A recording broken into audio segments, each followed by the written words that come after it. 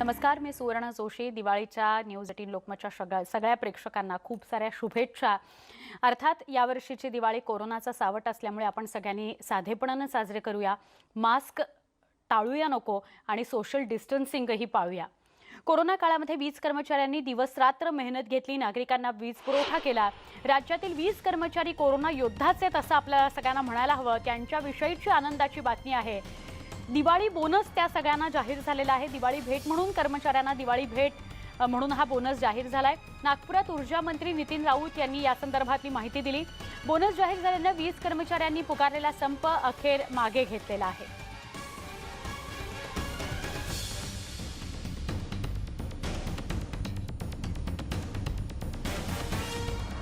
वीज कर्मचाऱ्यांना दिवाळी बोनस जाहीर झालेला आहे. त्यांनी त्यांचा संप मागे घेतलेला आहे.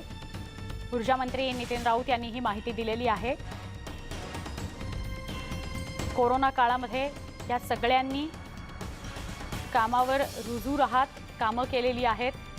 वीज खंडित कुठे होणार नाही, ग्राहकांपर्यंत वीज सलग पोचेल यासाठीचे प्रयत्न या वीज कर्मचाऱ्यांकडून झालेत. दिवाळी बोनस जाहीर झाल्यामुळे त्यांनी त्यांचा संप मागे घेतलेला आहे. नितीन राऊतांनी नागपुरामध्ये या संदर्भातली माहिती दिली.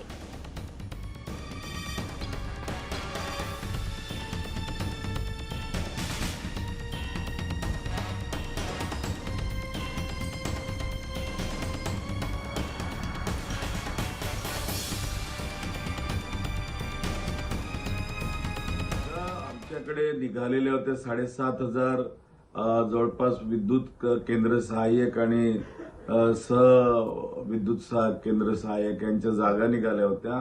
कनिष्ठ अभियंता आणि असिस्टंट इंजिनियर यांच्या सुद्धा जागा या ठिकाणी निघालेल्या होत्या. हे सगळं लक्षात घेऊन दिवाळीच्या या क्षणी आपण कुणालाही दुखावू नये अशी भूमिका ऊर्जा विभागातर्फे मी घेतली आणि त्या सर्वांना मराठा समाजाच्या लोकांना काहींना एससीबीसी मध्ये सामावून घेतलं, काहींना ओपन कॅटेगरीमध्ये सामावून घेतलं आणि अशा रीतीने सर्वसमावेशक असा हा रोजगार भरतीचा कार्यक्रम या ठिकाणी करून यांना सुद्धा दिवाळीची सप्रेम भेट या ठिकाणी देण्यात आलेली आहे. पंतप्रधान नरेंद्र मोदींनी आज बीएसएफच्या जवानांसोबत दिवाळी साजरी केली. जैसलमेरमधील बीएसएफ कॅम्पमध्ये पंतप्रधान नरेंद्र मोदी गेलेले होते. तिथे त्यांनी जवानांचं कौतुक केलं आणि त्यांच्या जोशात भर घातले. आपल्या सगळ्यांना कल्पना, पंतप्रधान नरेंद्र मोदी दरवर्षी दिवाळी ही जवानांसोबतच साजरी करतात. वेगवेगळ्या सीमांवर जाऊन तिथे दिवाळीचा सण हा जवानांसोबत साजरा करतात. जैसलमेरला आज ते गेलेले होते. तुम्ही आहात म्हणून देश आहे. सर्व वीरमाता आणि वीरपत्नींना मी सलाम करतो असं पंतप्रधान नरेंद्र मोदी म्हणाले. पण याच वेळी चीन आणि पाकिस्तानला इशारा द्यायला सुद्धा ते विसरले नाहीत. आम्हाला समजून घेता येतं आणि समजावता सुद्धा येतं आणि जे कुरापती करतात त्यांना सडेतोड उत्तर देण्याची क्षमता आमच्यामध्ये आहे असा कडक इशारा त्यांनी दिलेला आहे. चीन आणि भारत यांच्यामध्ये लडाखच्या सीमा भागामध्ये जो काही तणाव आहे त्या तणावाच्या पार्श्वभूमीवर हा इशारा फार महत्त्वाचा आहे. 8वी द्विपक्षीय बैठक या दोन देशांमध्ये भारत आणि चीनमध्ये सुरू आहे. 8व्या स्तरावरची ही बैठक. पण असं असून सुद्धा कुरापती एका बाजूला चीनच्या सुरूच आहेत म्हणून हा इशारा फार महत्त्वाचा आहे. आज भारत की रणनीति साफ है, भारत की रणनीति स्पष्ट है. आज का भारत समझने और समझाने की नीति पर विश्वास करता है. समझने की भी और समझाने की भी. लेकिन अगर हमें आजमाने की कोशिश की फिर तो जवाब भी उतना ही प्रचंड मिलेगा. ये वो समय था जब पाकिस्तान की सेना बांग्लादेश के निर्दोष नागरिकों पर अत्याचार कर रही थी, जुल्म कर रही थी, नरसंहार कर रही थी. बहन बेटियों पर अमानवीय जुल्म हो रहे थे और पाकिस्तान की सेना के लोग कर रहे थे. इन हरकतों से पाकिस्तान का घृणित चेहरा उजागर हो रहा था, भयंकर रूप दुनिया के सामने पाकिस्तान का प्रकट हो रहा था। इन सब से दुनिया का ध्यान हटाने के लिए पाकिस्तान ने हमारे देश की पश्चिमी सीमाओं पर मोर्चा खोल दिया। पाकिस्तान को लगता था कि भारत की पश्चिम सीमा पर मोर्चा खोल दूंगा, दुनिया में भारत ने ये कर दिया, भारत ने वो कर दिया करके रोता रहूंगा और बांग्लादेश के सारे पाप उनके छिप जाएंगे। लेकिन हमारे सैनिकों ने जो मुंह तोड़ जवाब दिया, पाकिस्तान को लेने के देने पड़ गए।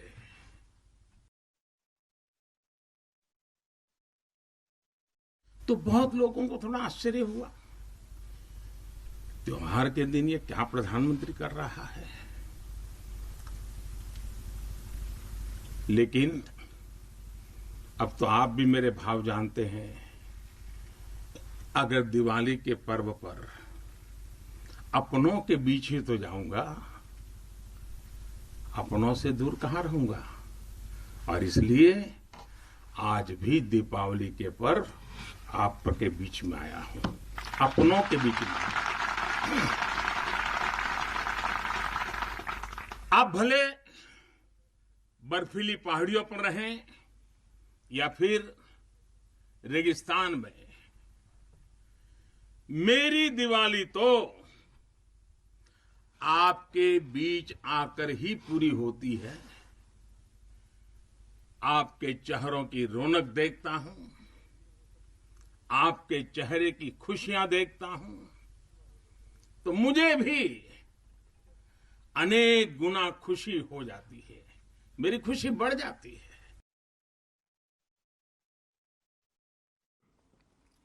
काश्मीरमध्ये पाकिस्तानकडून झालेल्या गोळीबारामध्ये कोल्हापूर जिल्ह्यातील बहिरेवाडी या गावातले ऋषिकेश जोंधळे शहीद झालेत। त्यामुळे ऐन दिवाळीत गावावर शोककळा पसरलेली आहे। संपूर्ण गावानं यंदा दिवाळी साध्या पद्धतीने साजरी करण्याचा निर्णय घेतलाय। अवघ्या 20 वर्षाचा ऋषिकेश जवान होता। देशासाठी प्राणाचं बलिदान त्यांनी दिलेलं आहे। ऋषिकेश हे 6 मराठा रेजिमेंटचे जवान होते। ऋषिकेश यांचं पार्थिव उद्या त्यांच्या गावी येणार असल्याची माहिती आहे।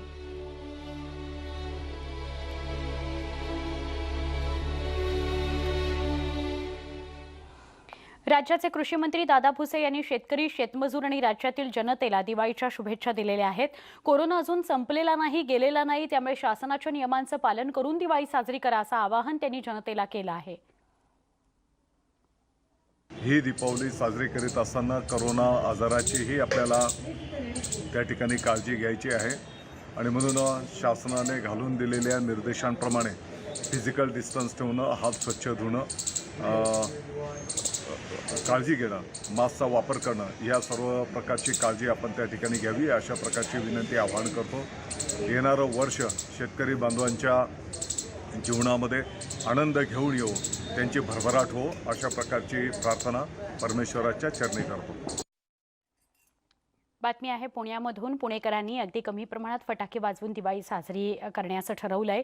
एरवी दिवाळीला जेवढे फटाके वाजवले तेवढेच त्याच्या अगदी 10% सुद्धा फटाके दिवाळीच्या पहाटे पुण्यातल्या लक्ष्मी रस्त्यावर आणि कुमठेकर रस्त्यावर वाजवले गेले नाहीत। जिथे शहरातील सर्वाधिक फटाके वाजवले जातात तिथे अगदी कमी प्रमाणात फटाके वाजवले गेले असं स्थानिक रहिवासी सांगतायत। महत्त्वाचं म्हणजे ज्यांना या प्रदूषणाचा प्रचंड त्रास होतो त्यांच्याकडूनही पुणेकरांच्या प्रदूषणमुक्त दिवाळीचं स्वागत केलं गेलेलं आहे।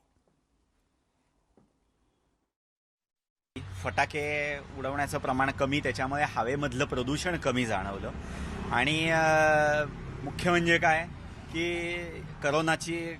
करोनामुळे लोकांचं अगदी कंबरडं मोडलेलं आहे आर्थिक दृष्टिकोनातून आणि एक प्रकारे चांगलं आहे की लोक याच्यावरती खर्च कमी करतायत।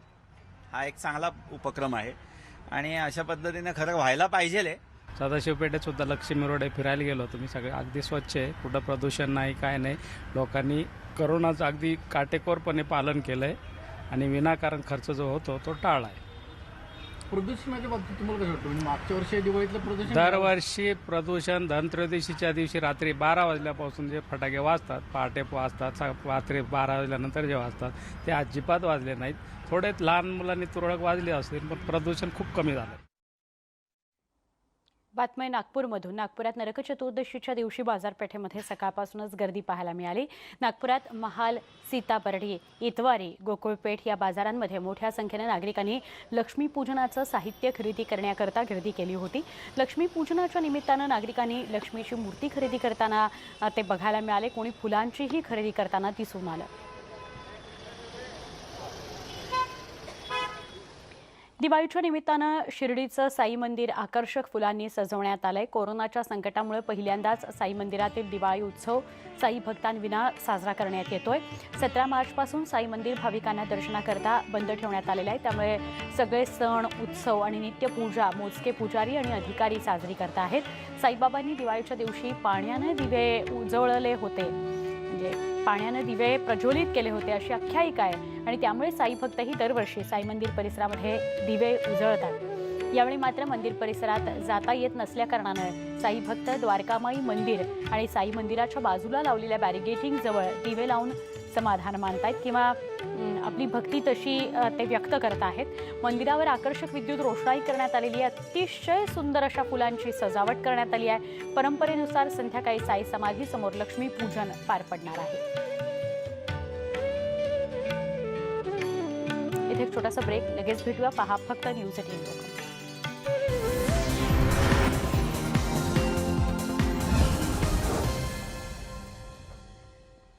विधान परिषदेचे विरोधी पक्षनेते प्रवीण दरेकरांनी ठाकरे सरकार आणि शिवसेना नेते संजय राऊतांवर जोरदार टीका केली आहे. एक महत्त्वाची बातमी येते. एका वर्षात महाविकास आघाडी सरकारनं काय केलं असा सवाल ठाकरे सरकारला त्यांनी विचारलेला आहे. दरम्यान त्यांना सरकार पडणार अशी भीती आहे असा टोलाही राऊतांना लगावण्यात आलेला आहे. आम्हालाही तुमची थडगी उकरून काढता येतील, त्यामुळे उगाच कुणाला आव्हान देऊ नका असा इशारा दरेकरांनी यावेळी दिला. संजय राऊत यांना रोज माध्यमांशी बोलल्याशिवाय चैन पडत नाही, पोटशूळ बाहेर काढल्याशिवाय समाधान मिळत नाही.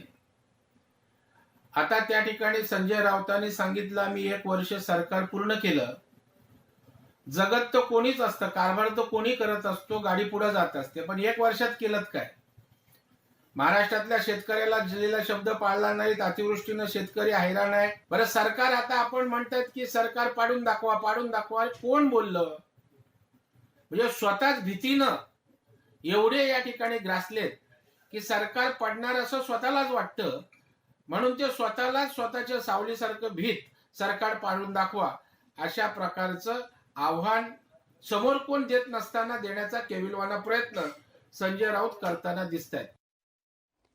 आणि न्यूज 18 लोकमतच्या प्रेक्षकांकरता या घडीची सगळ्यात मोठी बातमी आपण बघणार आहोत. सोमवारपासून राज्यातली मंदिरं खुली होणार आहेत. पाडव्याच्या आणि भाऊबीजेच्या शुभ मुहूर्तावर मंदिरं उघडणार आहेत. इतर धार्मिक स्थळं सुद्धा उघडणार असं मुख्यमंत्र्यांनी स्पष्ट केलेलं आहे. या घडीची सगळ्यात मोठी बातमी आहे. मंदिरं, धार्मिक स्थळं कधी उघडणार असा वारंवार सवाल केला जात होता. सोमवारपासून म्हणजे दिवाळीच्या शुभ मुहूर्तावर, भाऊबीज ज्या दिवशी आहे त्या दिवशी मंदिरं खुली होणार आहेत. आमचे प्रतिनिधी प्रफुल्ल साळुंखे यांच्याकडून अधिक माहिती घेऊया. प्रफुल्ल, न्यूज 18 लोकमतवर सगळ्यात मोठी या घडीची बातमी. नक्कीच सुवर्ण, गेल्या अनेक दिवसांपासून भाजप असेल किंवा भाजपच्या वेगवेगळ्या आघाड्या असतील यांनी वारंवार राज्यामध्ये मोठं आंदोलन या ठिकाणी केली. मंदिर उघडण्यासाठी घंटानाद आंदोलन देखील केलं होतं. वारंवार सर्व धार्मिक स्थळं उघडली जावीत ही मागणी वारंवार होत होती. अनेक दिवसानंतर आता पाडव्यापासून राज्यातली सर्व धार्मिक स्थळं जी आहेत ते उघडण्याचा निर्णय जो आहे तो राज्य सरकारने या ठिकाणी घेतला आहे.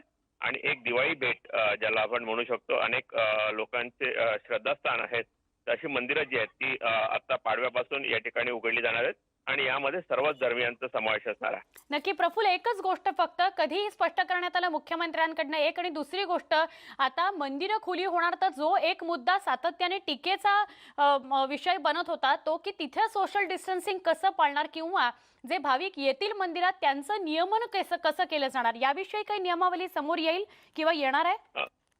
नक्कीच आताच थोड्या वेळापूर्वी मुख्यमंत्री यांच्या कार्यालयातून मुख्यमंत्र्यांचा हा संदेश जो आहे तो देण्यात आलेला आहे की पाडव्यापासून मंदिरं जी आहेत ती उघडण्याचा निर्णय या ठिकाणी मुख्यमंत्री उद्धव ठाकरे यांनी या ठिकाणी घेतलाय. सोशल डिस्टन्सिंगचं पालन तर या ठिकाणी प्रत्येकाला करावंच लागणार आहे. तीर्थप्रसाद असेल, मारुती असेल नक्की किंवा नमाज पठण नक्की असेल, म्हणजे त्या मंदिराच्या प्रमुखांनी आयोजन नियोजन जे करता येईल ते करायचे, सोशल डिस्टन्सिंग पाळायचं आहे. या सगळ्या विषयाचे अपडेट्स घेऊन आम्ही तुमच्यापर्यंत येतो. आत्ता बुलेटिनमध्ये इथेच थांबतोय. पहा फक्त न्यूज 18 लोकमत.